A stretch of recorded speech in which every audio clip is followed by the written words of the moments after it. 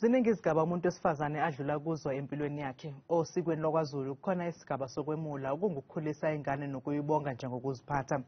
Kuleli sonto lapho besibungaza khona usuku lwabantu besifazane, sibheka ukwemula okungesinye sezigaba zokukhula komuntu wesifazane. Le ncazelo siyethulelwa ngusolwazi Langalibalele Mathenjwa.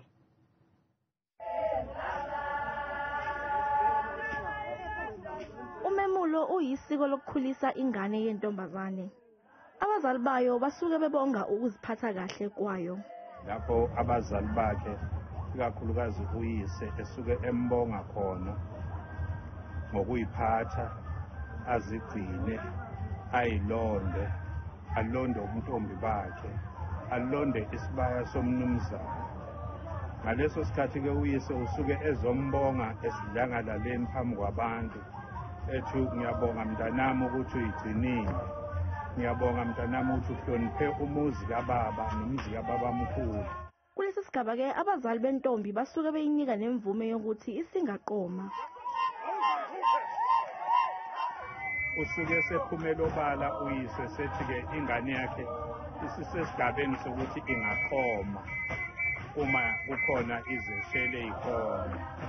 Isisesigabeni sokuthi singakwazi ukuphuma iyokwakha umuzi wayo. Okukhulu kunakho konke akukhona nje ukuthi umuntu ufike eminyakeni ewu-21 noma mhlawumbe eminyakeni emingaki ukuyiqoqa kwakhe, wangaba luvanzi, wangaba umdlalo wabafana.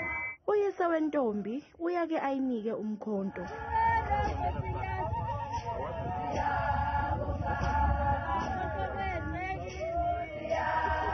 Lesi sigaba lapho uyise ke inikeza khona umkhonto wokuthi ngiyabonga ndodakazi yami ukuthi uzilwile izimpi waze wafika kulesi sigaba. Njengoba ubezwa becula nje lapha bayolanda lo mkhonto uyise azomnika wona ukuthi njengoba ngikunika lo mkhonto ngithi qhubeka ulwe nalezi zimpi osazohlangabezana nazo ezweni lasemhlabeni uze ufike noma usuwendile kube uwona mkhonto oyohlabana nonqoba ngawo eyinselelweni ozohlangabezana nazo.